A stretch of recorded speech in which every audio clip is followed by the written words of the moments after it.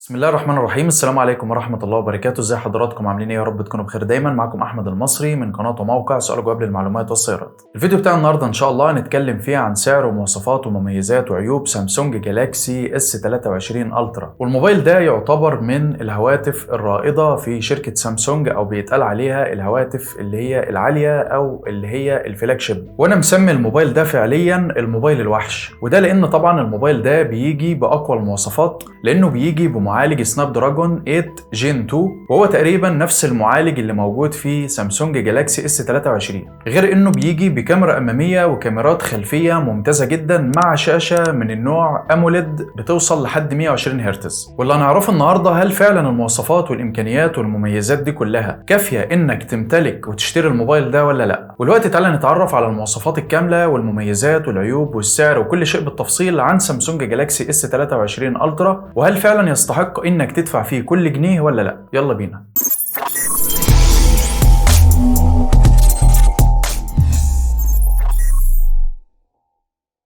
اول حاجه هنتكلم عنها واللي هي علبه الموبايل. اول ما هتفتح العلبه هتلاقي سامسونج جالاكسي اس 23 الترا 5G جديد، وهتلاقي كابل USB من النوع سي او اللي هو التايب سي. هتلاقي كمان الدبوس المعدني الخاص بدرج الشرائح، وهتلاقي دليل التعليمات اللي بيشرح كيفيه استخدام الموبايل. وده بالنسبه للمحتويات الخاصه بعلبه موبايل سامسونج جالاكسي اس 23 الترا. اما الوقت لو جينا نتكلم على المواصفات، فالموبايل ده طبعا بيدعم بطاقات او شرائح اتصال من النوع نانو سيم، والموبايل كمان بيدعم طبعا تقنيه NFC الخاصة بالدفع الإلكتروني. طبعا الموبايل كمان بيجي مع قلم من النوع اس بن، وبيتم وضع القلم أو تثبيته داخل جسم الهاتف نفسه. أما بالنسبة لتأخير القلم وسرعته في الاستخدام فهي بتوصل لحد 2.8 ملي ثانية بس. وطبعا القلم ده له مميزات كتير جدا جدا احنا عارفينها، واللي هو إنه هيساعدك في استخدام الموبايل في التصفح في الشغل، في كتابة تدويناتك، مذكراتك، ملاحظاتك، الكلام ده كله. فهو طبعا له استخدامات كتيرة جدا مفيش غنى عنها. هنلاقي كمان إن الموبايل بيدعم شبكات الجيل الثاني والثالث والرابع والخامس، اللي هي ال 2G وال 3G وال 4G وال 5G.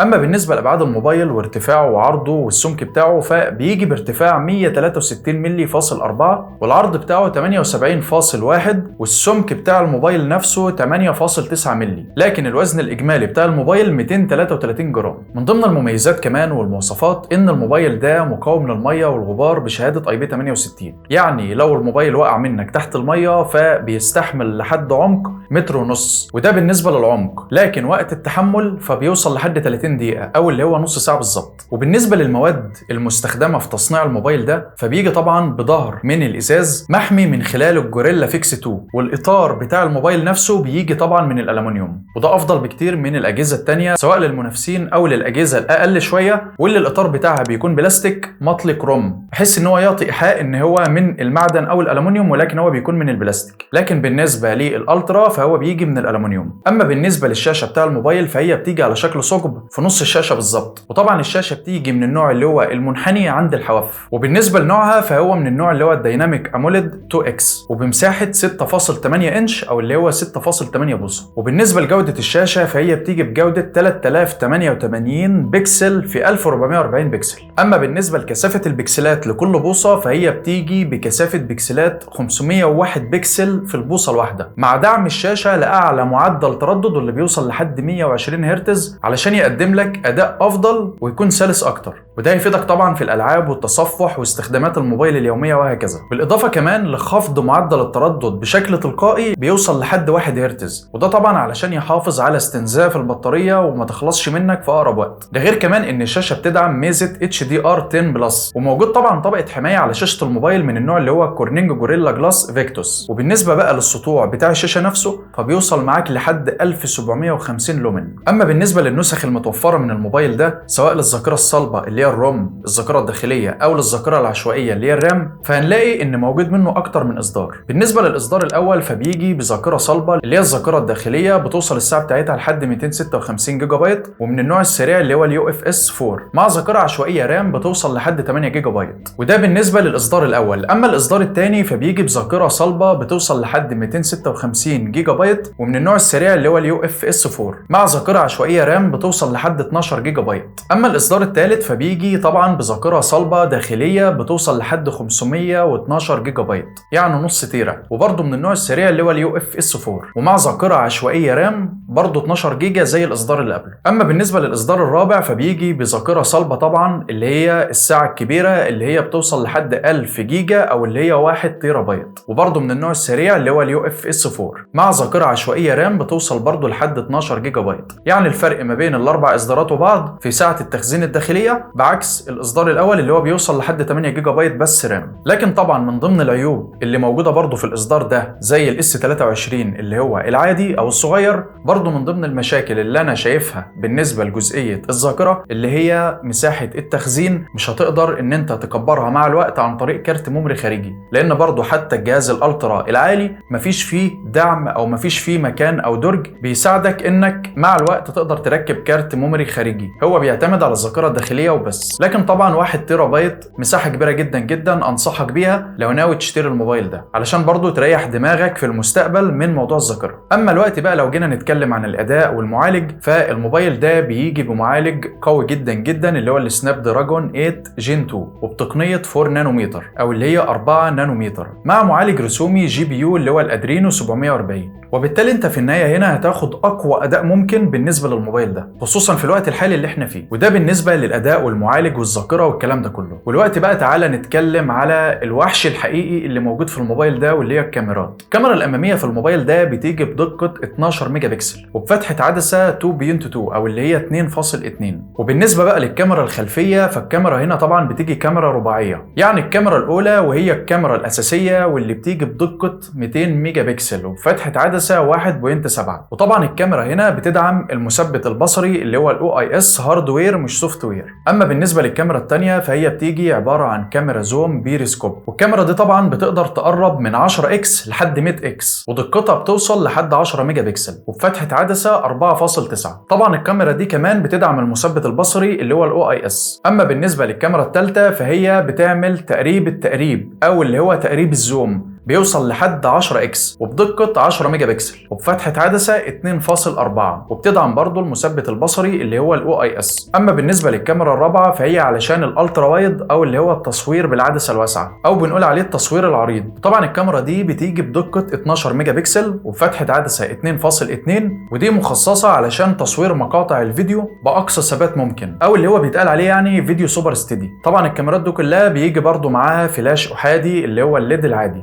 معروف زي بقيه الموبايلات كلها. هنلاقي طبعا ان الموبايل ده كمان بيدعم تصوير مقاطع الفيديو بجوده 8K وبمعدل التقاط 24 و30 اطار في الثانيه الواحده، غير كمان انه بيدعم التصوير بجوده 4K وبمعدل التقاط 30 و60 اطار في الثانيه، غير انه بيدعم التصوير بجوده الاف اتش دي او اللي هي الفول اتش دي وبمعدل التقاط 30 و60 و120 اطار في الثانيه، غير كمان برضو انه بيدعم التصوير بجوده اتش دي وبمعدل التقاط 960 اطار في الثانيه. فطبعا الكاميرات بتاع الموبايل ده بتقدم اداء جبار جدا. يمكن شفنا ناس على اليوتيوب وهنا وهنا بتصور بيه طيارات في السماء وبتصور بيه القمر وحاجات كتير جدا واماكن بعيده، لان الكاميرات طبعا بتقدم لك اداء جبار. برضو من ضمن المواصفات والمميزات ان الموبايل ده طبعا بيدعم الميكروفون الثانوي واللي هو الميكروفون الخاص بعزل الضوضاء سواء وقت المحادثات والمكالمات او حتى التصوير والتسجيل وخلافه. الموبايل كمان بيجي بشبكه واي فاي بترددات الاي والبي والجي والان والاي سي وال6 اي، غير انه بيدعم النطاق الثلاثي واللي هو الواي فاي دايركت، يعني زيه زي الاصدار الصغير منه اللي هو الاس 23 وبرضه زيه زي الجهاز الصغير منه اللي هو الاس 23. البلوتوث فيه برضه بيجي بالاصدار الاخير اللي هو الاصدار الاحدث على الاطلاق اللي هو 5.3، بالاضافه كمان الى انه بيدعم خاصيتين زي الاي 2 دي بي والال اي، وبيدعم كمان طبعا انظمه الملاحه الثانيه زي الاي جي بي اس والجلوناس والجاليليو والبي دي اس والكلام ده. وبرضه زي الاصدار الثاني بالظبط اللي هو الاصغر منه الاس 23 برضه السماعات بتاعته بتيجي سماعات ستيريو علشان تاخد صوت مجسم وفي نفس الوقت تاخد تجربه صوتيه فريده من نوعها. اما بالنسبه لوسائل الامان والحمايه اللي موجوده في الموبايل ده واللي الموبايل بيدعمها، فالموبايل طبعا بيدعم مستشعر البصمه من النوع فينجر برينت او اللي هي بصمه الاصبع، واللي موجود برضه مدمج وموجود تحت الشاشه، واللي بيشتغل عن طريق الموجات فوق الصوتيه او اللي بنقول عليها التراسونيك. غير كمان طبعا ان الموبايل بيوفر خاصيه الفيس انلوك او اللي هي بصمه التعرف على الوجه، وعندك طبعا باقي وسائل الامان العاديه الثانيه اللي هي زي كلمه السر والبين كود والرقم السري، يعني الخمس وسائل المتوفره المتعلقين بالامان اللي موجودين في اي موبايل موجود حاليا. اما بالنسبه للمستشعرات اللي موجوده في اغلب الموبايلات زي مستشعر التسارع والقرب والجيروسكوب والبوصله والضغط الجوي. برضو من ضمن الاضافات والمميزات الجديده انك تقدر تشارك كل ملفاتك على الكمبيوتر من خلال سامسونج ديكس، وده طبعا علشان يساعدك انك تستمتع بتجربه مشاهده واستخدام افضل في نفس الوقت. طبعا الموبايل مدعوم كمان بالمساعد الصوتي اللي هو بيكس باي زي اي اصدار تاني. اما بالنسبه لمنفذ اليو اس بي فطبعا بيجي من النوع المعروف حاليا واللي هو الاحدث على الاطلاق اللي هو تايب سي، وبيدعم برضه تقنيه الاوتو جي او اللي هي الاون ذا جو، علشان لو حابب توصل هارد ديسك خارجي، فلاش ميموري، توصل مثلا ماوس، كيبورد، اي حاجه تقدر توصلها على التايب سي من خلال الاوتو جي. اما بالنسبه لبطاريه الموبايل فبيجي طبعا ببطاريه كويسه جدا اكبر من الاصدار الصغير. يعني الاصدار الصغير اللي هو الاس 23 بيجي ببطاريه 3900 ملي امبير من النوع اللي هو الليثيوم ايون، لكن الاصدار اللي هو الالترا الكبير بيجي ببطاريه الساعه بتاعتها بتوصل لحد 5000 ملي امبير وبرده من النوع اللي هو الليثيوم ايون. غير برده انه بيدعم الفاست تشارج او اللي هو الشحن السريع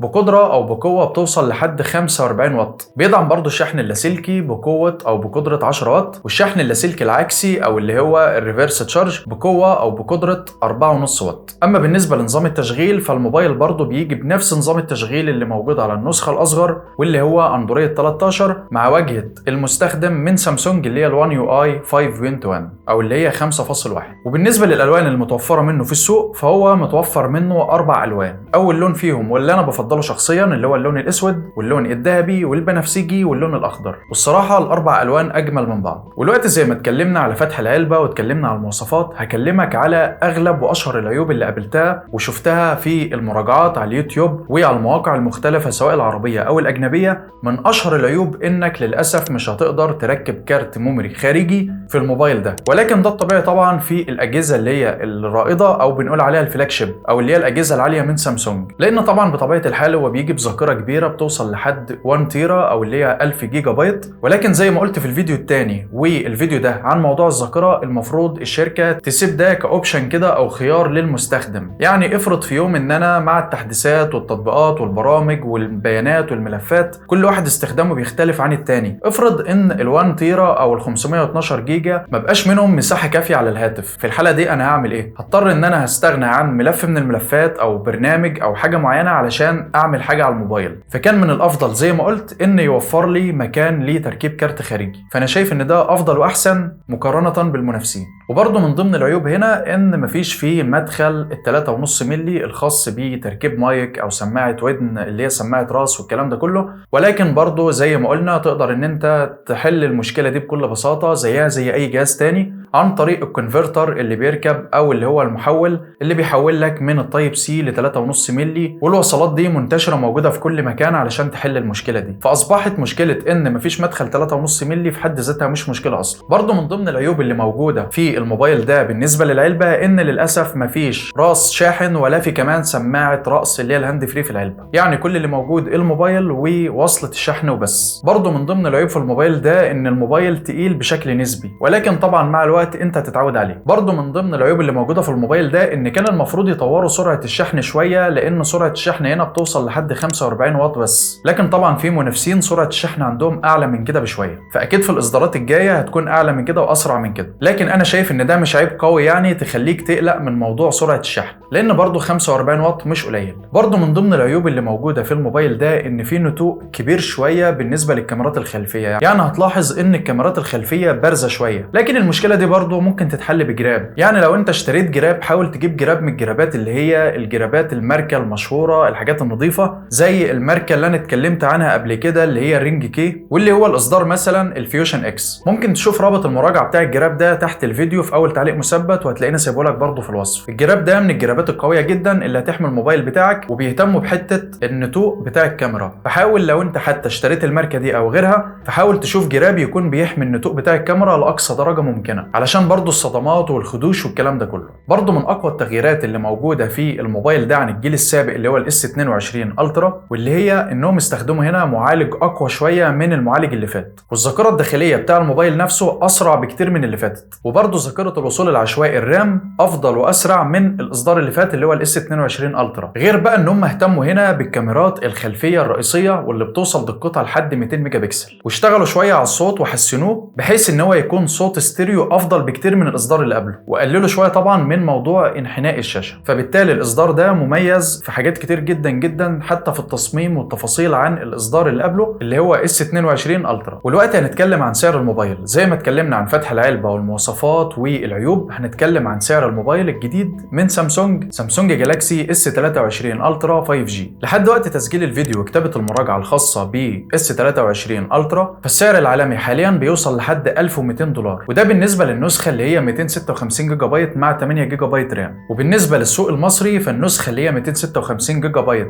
مع 12 جيجا بايت رام سعرها بيوصل لحد 52000 جنيه. وبالنسبه للنسخه اللي هي 512 جيجا بايت و12 جيجا بايت رام فبيوصل سعرها في مصر لحد 56000 جنيه. اما بالنسبه للسوق الخاص بدول الخليج زي المملكه العربيه السعوديه، فالنسخه اللي هي 512 جيجا بايت مع 12 جيجا بايت رام بيوصل سعرها لحد 5200 ريال. وبالنسبه للنسخه اللي هي 1 تيرا بايت مع 12 جيجا بايت رام فسعرها بيوصل لحد 5700 ريال سعودي. وبالنسبه للامارات العربيه المتحده فسعر النسخه اللي هي 256 جيجا بايت مع 12 جيجا بايت رام سعرها بيوصل لحد 4950 درهم. والنسخه اللي هي 512 جيجا بايت مع 12 جيجا بايت رام سعرها بيوصل لحد 5450 درهم اماراتي. وبالنسبه للنسخه اللي هي 1 تيرا 1000 جيجا مع 12 جيجا بايت رام سعرها في الامارات بيوصل 6450 درهم اماراتي. فطبعا الاسعار عاليه شويه، ولكن هي دي الاسعار علشان بس ارتفاع سعر الدولار والكلام ده كله في الوقت الحالي اللي احنا فيه، وده طبعا زي ما قلت لك لحد وقت تسجيل الفيديو. فدي في النهايه كانت اهم المعلومات عن مواصفات ومميزات وعيوب وسعر سامسونج جالاكسي S23 الترا الجديد من سامسونج. لو عندك اي اسئله واستفسارات سيبها لي في التعليقات تحت الفيديو ان شاء الله ارد عليك. وطبعا هتلاقيني كمان عامل لك فيديو خاص بسامسونج S23 اللي هي النسخه الاصغر من الاصدار ده، هتلاقي الرابط موجود في اول تعليق مثبت وموجود في الوصف تحت الفيديو. طبعا هتلاقي كمان رابط المراجعه مكتوبه الخاصه بالجهاز ده او الجهاز الثاني موجود على موقعنا الالكتروني، والروابط دي كلها سيبها لك في اول تعليق مثبت وفي الوصف تحت الفيديو ده ان شاء الله. وفي النهايه طبعا مش اكد عليك لو لسه جديد معايا في القناه ما تنساش تضغط على زر سبسكرايب الاشتراك في القناه ولايك وشير وتفعيل الكل من جرس التنبيهات علشان يوصلك كل جديد. شرفني كمان باشتراكك في قناتنا الثانيه سؤال وجواب قصص وحكايات علشان يوصلك كل جديد ينزل فيها اول باول باذن الله. تحياتي لحضراتكم، استنونا في فيديوهات ثانيه كتير، وفي النهايه كالعاده سبحانك اللهم وبحمدك اشهد ان لا اله الا انت استغفرك واتوب اليك، والسلام عليكم ورحمه الله وبركاته، في امان الله.